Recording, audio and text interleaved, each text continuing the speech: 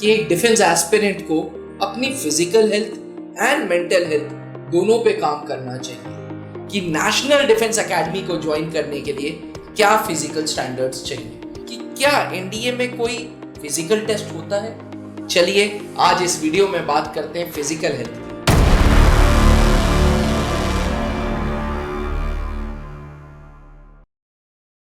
नमस्कार defence aspirants.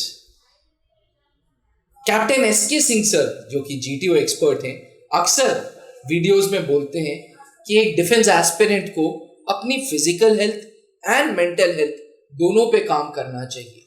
Mental health पे तो हमने बहुत बात की है, चलिए आज इस वीडियो में बात करते हैं फिजिकल हेल्थ की कि नेशनल डिफेंस एकेडमी को ज्वाइन करने के लिए क्या फिजिकल स्टैंडर्ड्स चाहिए। सर पहला सवाल, इसको हम थोड़ा सवाल जवाब रखेंगे। जी पहला सवाल यह है कि क्या एनडीए में कोई फिजिकल टेस्ट होता है? नहीं, एज सच फिजिकल टेस्ट नहीं है एसएसबी के दौरान जी, लेकिन इंडिविजुअल ऑब्स्टिकल है, ग्रुप ऑब्स्टिकल रेस है। ये दो ऐसे टेस्ट हैं which helps a GTO to understand the physical efficiency of a candidate। अच्छा है ना। हालांकि उसमें और भी बहुत सारी चीजें देखी जाती हैं, मगर आज जब दौड़ रहे हैं तो भाई फिजिकल स्टेमिना तो सामने आ ही जाती है आपकी। जी, तो ये दो टेस्ट हैं ऐसा, और इसके अलावा कोई फिजिकल टेस्ट नहीं है। लेकिन वो जो जैसे ग्रुप ऑब्स्टिकल रेस है, आप ग्रुप के साथ दौड़ रहे हैं, इंडिविजुअल ऑब्स्टिकल 10 ऑब्स्टिकल आपको करने हैं, रैंडम करने हैं, और वो भी 3 मिनट का टाइम है, तो आपके फिजिकल स्टेमिना सामने आ जाती है। ठीक है, यानी कि कोई एज सच फिजिकल स्टैंडर्ड्स नहीं चाहिए, लेकिन हाँ कुछ ऐसे फिजिकली एक्टिव चाहिए।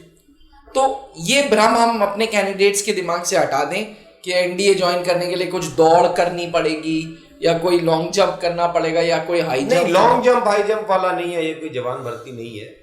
लॉन्ग जंप हाई जंप नहीं, बट दौड़ना चाहिए। दौड़ना तो भाई ये नहीं है। दूसरा सवाल, आपने अभी लिखा कि बोला कि दौड़ना चाहिए। नेशनल डिफेंस एकेडमी में अपने आप में स्टेट ऑफ आर्ट इंफ्रास्ट्रक्चर है जी, दुनिया भर के स्पोर्ट्स हैं, दुनिया भर के ट्रेनर्स हैं, तो वो चीज अभी बंदा क्यों दौड़े? अभी अपनी रिटन पे फोकस कर ले, इंटरव्यू पे फोकस कर ले, दौड़ भाग का काम एकेडमी में करे। नहीं सर, देखिए फिट तो रखना पड़ेगा। फिजिकली फिट अगर आपको अपने आप को रखना है तो सुबह, मैं ये नहीं कह रहा हूँ कि आप 15 किलोमीटर दौड़े, और ये सभी एनडीए एस्पिरेंट्स को बिल्कुल क्लियर होना चाहिए कि जब आप एकेडमी में जाते हैं तो आपको क्रॉस कंट्री दौड़नी पड़ेगी। 13 किलोमीटर की क्रॉस कंट्री है। क्या वो तुरंत दौड़नी पड़ेगी? नहीं, जाते नहीं, कुछ दिन बाद दौड़ोगे, बट फर्स्ट टाइम आप खत्म होने से पहले तो दौड़ोगी ना। अगले 6 महीने के अंदर दौड़ने वाले हो आप। ठीक है, तो आप ये नहीं कह सकते हैं कि जी हम बिल्कुल ऐसे चले जाए इनोसेंट और पता ही नहीं है कि हम दौड़ नहीं सकते 1 किलोमीटर, हम 13 किलोमीटर, क्योंकि वहां आपकी स्क्वाड्रन का नाम पीछे लगा हुआ है। ठीक है, और वो उसका एज सच कोई फिक्स टाइम तो होता नहीं है क्रॉस कंट्री का। जो लास्ट बंदा क्लोज करता है उसको वही है, और वही उसकी स्क्वाड्रन सबसे लास्ट आ गई। अब आप क्लोज कर रहे हैं, जनरली जो मेडिकली थोड़ा सा गड़बड़ हो जाते हैं या कहीं कोई बीच में दिक्कत आ गई, और वो सबसे लास्ट में क्लोज सबको करना है। ये गलतफहमी हटा दें ये लोग कि भाई कहीं मेडिकल प्रॉब्लम आ गई तो आप छोड़ देंगे। क्लोज तो हर एक को करना है क्रॉस कंट्री, तो 13 किलोमीटर रन तो सबको दौड़ना है, सबको दौड़ना तो है। वो चीज फ्यूचर में होगी, इसलिए हम पहले से मेहनत कर। अगर आप थोड़ा बहुत अभी से कर रहे हैं तो आगे चल करके और अच्छा कर लेंगे, नहीं तो अभी आप कुछ नहीं करेंगे तो फिर पता चला लास्ट में जा करके दिक्कत आएगी। तो अगर आपको ये पता है कि वो जो ट्रेनिंग है एनडीए में, अब एनडीए को भी देखिए sir, early morning physical training होती है 2 घंटे की, जिसमें ड्रिल या पीटी है। तो आप जो 2 घंटे सुबह काम कर रहे हैं उसमें आप थोड़ा निखर जाएंगे, आप और अच्छे हो जाएंगे। बट वो किसके लिए? जो पहले कुछ काम करके गया होगा। आज अगर आप 2, 2.5, 3 किलोमीटर दौड़ते हैं तो वहां जाकर के आप जो है आराम से 5 किलोमीटर, 8 किलोमीटर, 10 किलोमीटर, 15 किलोमीटर आप दौड़ सकते हैं। धीरे धीरे बढ़ जाएगी वो चीज। आज कुछ भी नहीं दौड़ते और फिर आप सोचे अचानक जाकर के दौड़ लेंगे, तो वो भी नहीं पॉसिबल है। चलिए सर, ये आपने इस जवाब पे ज्यादातर दौड़ने की बात की, तो क्या national defence academy is all about running? मतलब मैं सर एक लेमैन्स लैंग्वेज में आपसे बात कर रहा हूं। बिल्कुल sir, it's not about running only. Running तो देखिए, मैं ये सोचता हूं कि अगर कोई यंगस्टर फॉर डिफेंस में जाना चाहता है, specially as a commission officer, वो पुरानी फौज चली गई, अब अगर आप आज के आर्म फोर्सेस में जा रहे हैं जहां जवान भी आपका पढ़ा लिखा है, वो भी एनर्जेटिक है। आप उससे मेंटल और फिजिकल जो चैलेंजेस अगर बना के नहीं रखेंगे, अगर आप उससे बेहतर नहीं नजर आ रहे हैं किसी भी स्टैंडर्ड पर, तो फिर आपको वो रिस्पेक्ट भी नहीं मिलेगी। अच्छा, ये हमेशा ये पॉइंट आपने अंडरलाइन करने वाला बोला सर। एनडीए एंट्री को ये चीज बहुत ध्यान में रखनी चाहिए, क्योंकि ये जनरल कैडर वाली एंट्री है। इसीलिए नेशनल डिफेंस एकेडमी में different sports, different class, different exposures हैं। बिल्कुल सर, बिल्कुल। आप सुबह उठ करके देखिए, अगर आप सच में एनडीए में जाना चाहते हैं, start your day with your sweat. पसीने से शुरू करिए अपना दिन, और पसीने की कोई शर्त मत लगाइए कि आज नहीं निकला तो कॉम्प्रोमाइज कर लिया। वहां चैलेंजेस बनाओ अपने लिए कि आपको तैयारी जो है, आपका एटीट्यूड, बहुत कुछ उससे निकलता है। पसीने के लिए ना समय देखो ना डिस्टेंस देखो, वो पसीने की पहली बूंद देखो तो भाई। वो पसीना जो है वो स्पोर्ट्स से भी आ सकता है सर। बास्केटबॉल प्लेयर्स बिल्कुल स्पोर्ट्स से भी आ सकता है, वो तो कहीं ना कहीं इन्वॉल्व करिए ना, उसमें भी तो दौड़ना पड़ेगा। बास्केटबॉल खड़े खड़े थोड़ी ना पसीना आ जाएगा शरीर को, तो दौड़ना पड़े फुटबॉल के लिए। और वो एनडीए में करना है। आप ये सब गलतफहमी मत रखिए कि आज आप कह रहे हैं कि सर हम एनडीए में, मैं बहुत सारे बच्चों का पीआई की फॉर्म देखता हूं, वो लिख देते हैं सिर्फ गेम के नाम पे क्रिकेट। ये इस बच्चे ने क्या किया है अपने लाइफ में? Cricket.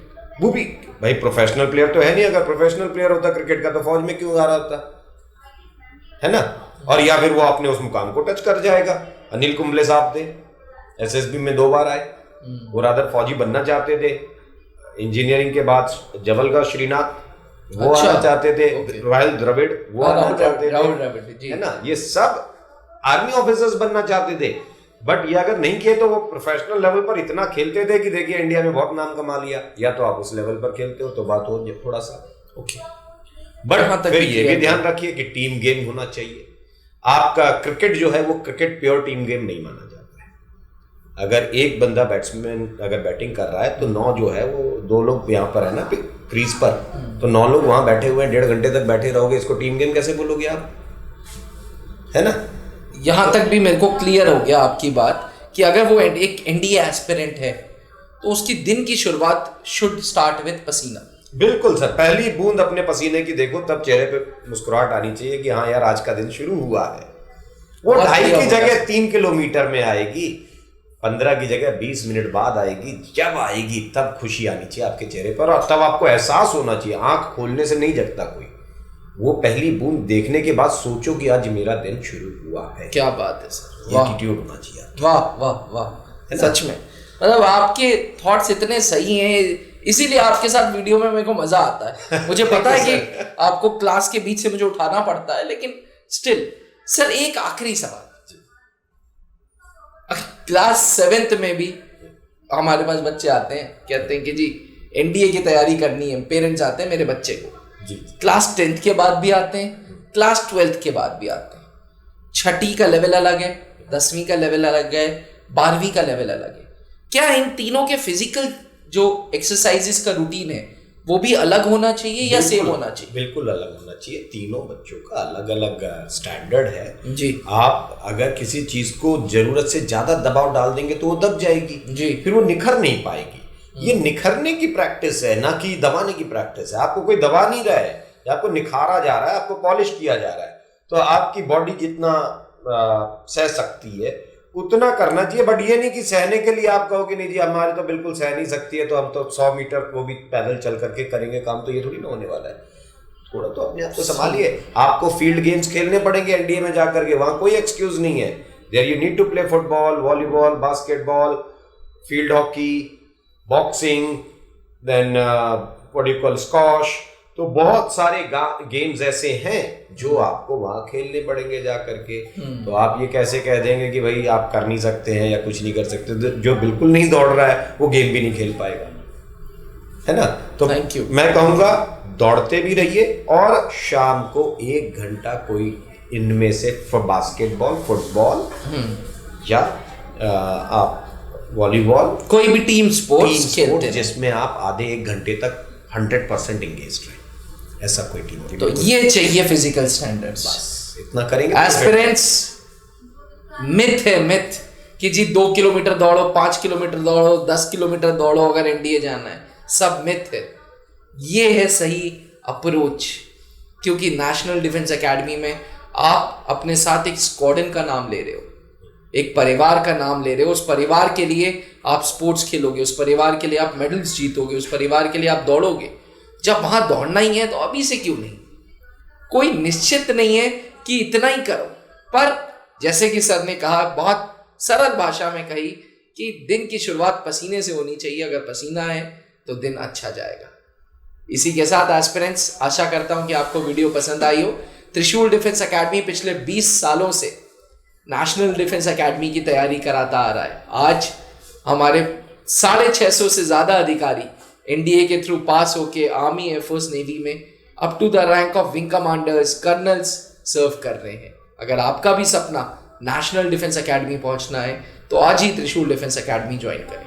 Thank you Indeed sir, thank you so much. जय हिंद। जहां बनते हैं देश के गौरव, इंडिया का एकमात्र ऐसा कोचिंग इंस्टीट्यूट जहां कैडेट्स को ट्रेन किया जाता है आने वाले डिफेंस एग्जाम के अनुसार। अगर आपका भी सपना है भारतीय सेना में शामिल होकर देश की सेवा करने का, तो आज ही ज्वाइन करें त्रिशूल डिफेंस एकेडमी।